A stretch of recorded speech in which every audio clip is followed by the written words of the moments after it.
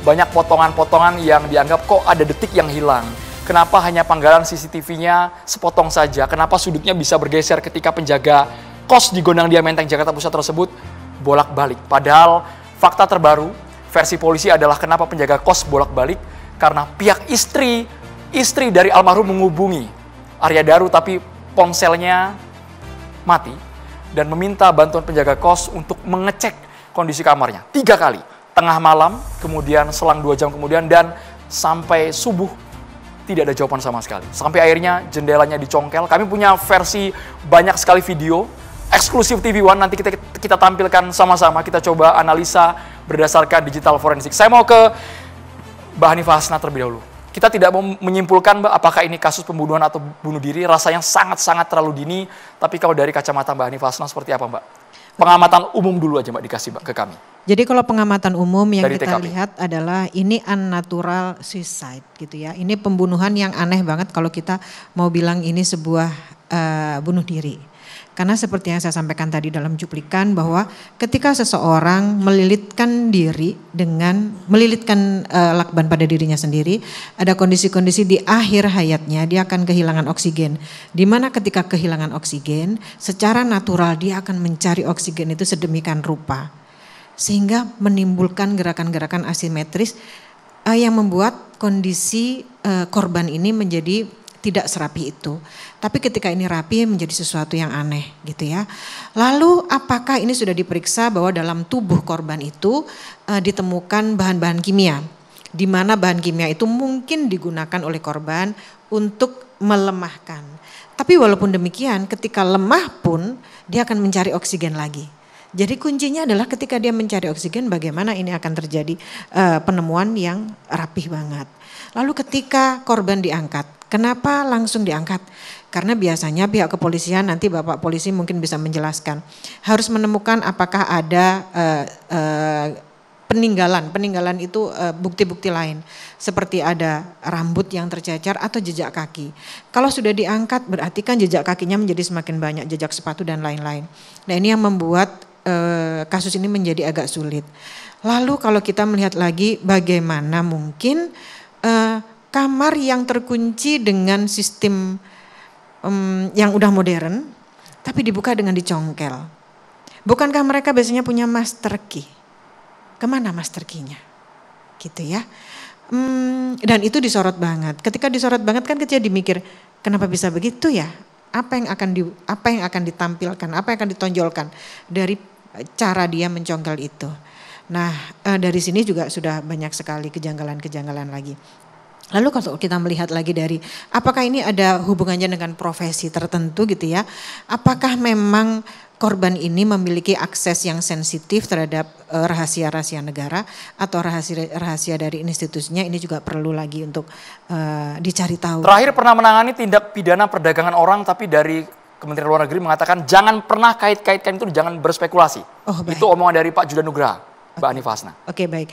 Tapi kalau demikian berarti secara psikososial berarti tidak bisa ditelusuri. Padahal kalau tadi yang sempat saya diskusikan dengan Pak Ito tadi, bahwa sebuah kasus itu ada 3 yang menjadi gampang untuk diungkap. Yang pertama ada korban, yang kedua ada pelaku, yang ketiga ada bukti. Ya Pak ya. Sementara ini ada korban, pelakunya nggak ada, buktinya nggak ada. Ini akan sulit. Nah ketika secara psikososial juga tidak bisa dikoreksi atau tidak bisa diambil data, dari mana kita bisa mengambil data gitu. Kan kita tetap harus tahu ketika dia dianggap sebagai seseorang yang melakukan bunuh diri, sebetulnya sudah diperiksa pula nggak medianya. Dengan siapa dia ngobrol terakhir? Apa diskusinya? Ini juga yang belum terbuka. Kalau sampai netizen menyampaikan bahwa ini ada fetis-fetis tertentu, kita menemukan tidak di situ itu ada maaf, pelumas atau alat atau bahkan cairan tubuh. Karena ketika dia melakukan maaf masturbasi dengan cara seperti itu, berarti ada cairan-cairan tubuh yang tertinggal. Lalu biasanya, karena ini mungkin nanti yang akan menyampaikan Mbak Zoya ya, mereka akan menggunakan tali atau plastik yang mudah untuk dilepas. Sementara lakban ini adalah lakban yang sangat lengket. Sehingga tidak mungkin kalau dipakai untuk fetis tertentu. Karena kemungkinan dia gagal untuk melepas itu menjadi sangat-sangat besar. Dan ini menjadi sesuatu yang sangat-sangat misteri untuk kita semua. Itu saja dari saya. Mbak Zoya, komentar dulu Mbak. Ya, kalau dugaan-dugaan tentang perilaku tertentu gitu ya, fetish tertentu atau autoerotic asphyxiation, sebenarnya gini, ini menjadi kompleks karena sebenarnya kita nggak bisa menutup mata juga terhadap faktor psikososial tadi Mbak, gitu ya, bahwa pekerjaannya dia apa dan itu menjadi penting.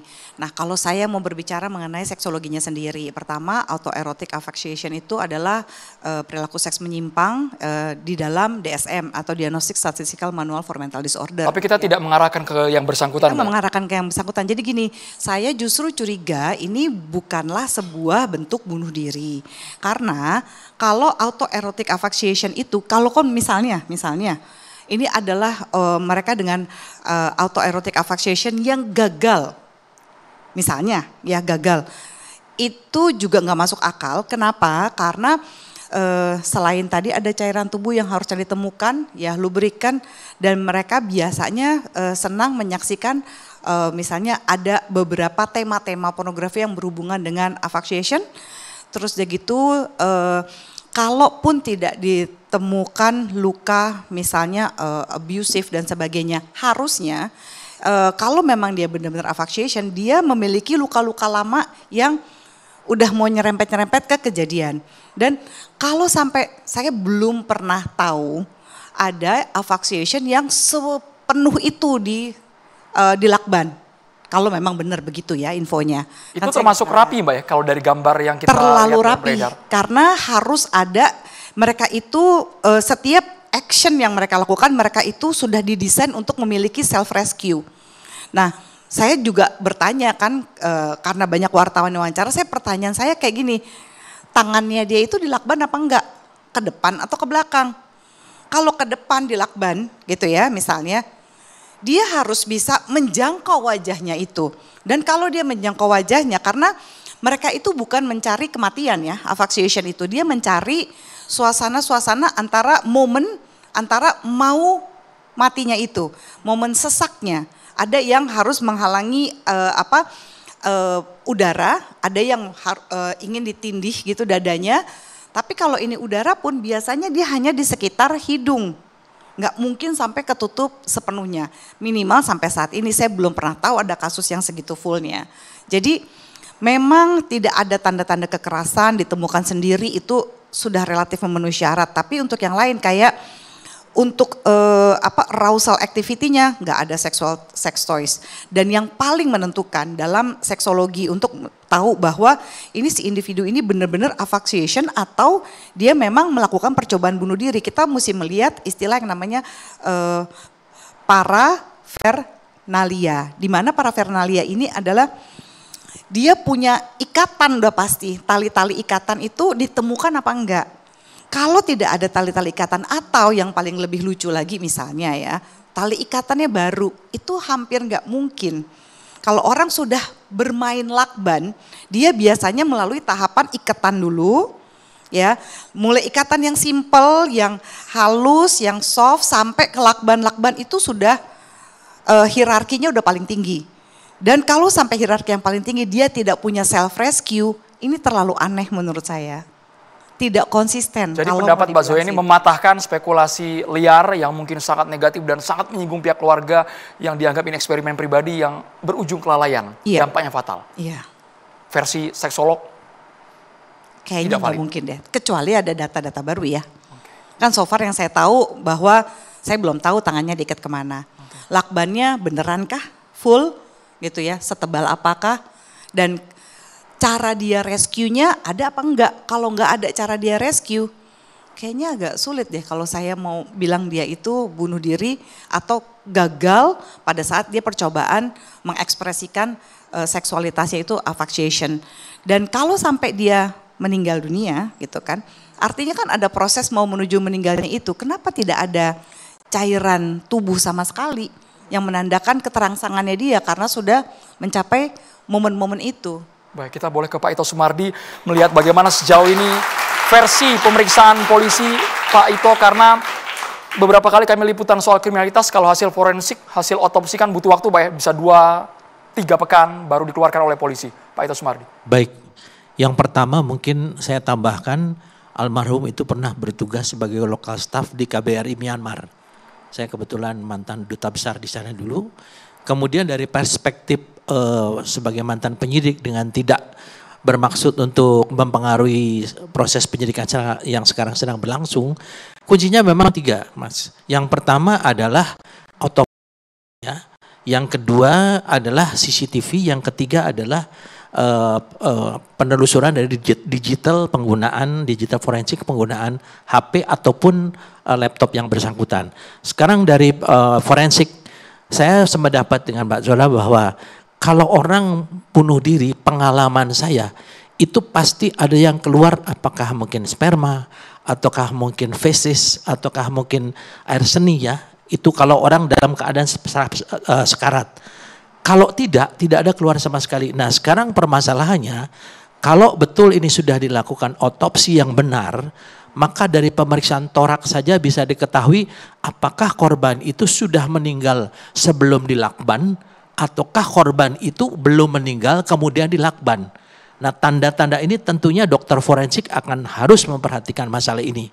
Kemudian yang kedua, dari CCTV. CCTV itu saya sebagai mantan penyidik melihat ada kejanggalan dengan adanya blind spot. Sebentar Pak, soal CCTV, saya minta tolong ke teman-teman produser kalau memungkinkan CCTV-nya kita putar di sini. Pak Ito bisa bantu Silakan. saya berdiri Pak, kita sambil pertontonkan, boleh Pak? Ya. Berdiri mendekat ke big screen. CCTV ini ada 2 CCTV. Ya ini kita posisi lihat, malam dan lihat pagi, yang Pak, ya? di atas CCTV ini, korban itu kan membawa sampah. Sampah, betul Pak. Sampah menelusuri lorong, kemudian di ujung dia belok kanan dan menghilang. Kita tidak lihat di blind spot ini ada apa. Itu Pak ya? Ya dia kan tidak ada di blind spot ini yang sebelah kanan ini kan kita tidak tahu ada apa karena tertutup kan CCTV-nya. Nah kemudian sekarang korban masuk kembali ya, setelah dari sana kembali ke kamarnya, kita tidak bisa melihat di sebelah kanan ini ada apa yang terjadi, apakah ada orang masuk atau tidak. Karena pasti pintunya tidak terkunci kan.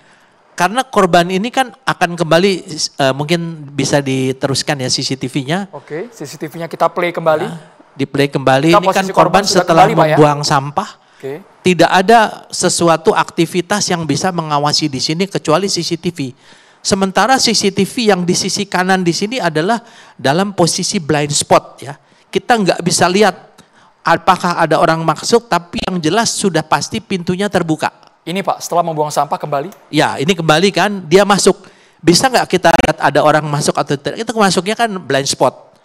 Nah, blind spot kita tidak lihat, kecuali kalau yang di tengah pasti akan kelihatan kan, keluar masuknya orang. Nah, kemudian yang kedua, saya lihat sekarang di CCTV, penjaga itu katanya dihubungi oleh istri. Itu nanti tugasnya abah yang bisa menyampaikan. Nah, di sini dia cuman melihat tidak ada upaya mungkin untuk mengetok gitu ya.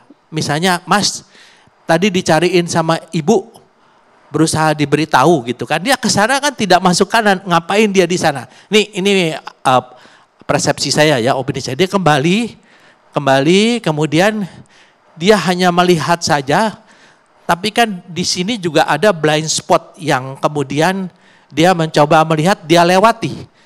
Logikanya, kalau orang minta tolong, pasti di depan pintu yang diminta tolong diketok dong.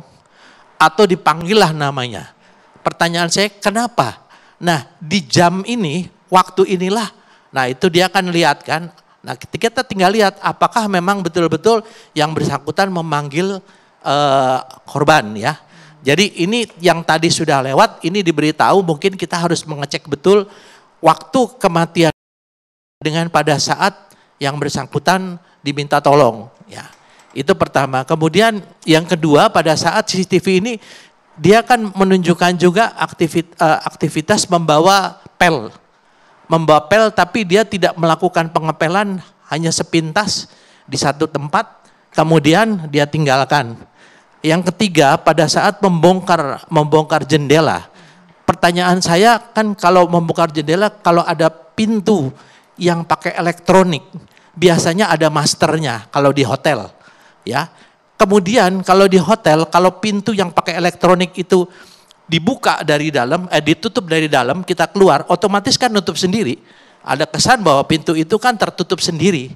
Di sini yang kunci yang paling mungkin perlu didalami adalah hasil otopsi. Apakah korban itu meninggal sebelum dilakban, ataukah dia meninggal pada saat dilakban. Kalau dilakban pasti ada perlawanan. Bahwa tangannya bagaimana posisinya, apakah ada cairan-cairan yang keluar. Nah ini betul-betul harus diwaspadai. Saya khawatir mungkin pada saat olah TKP pertama itu hanya dilakukan otopsi, istilahnya bukan otopsi ya, visum luar.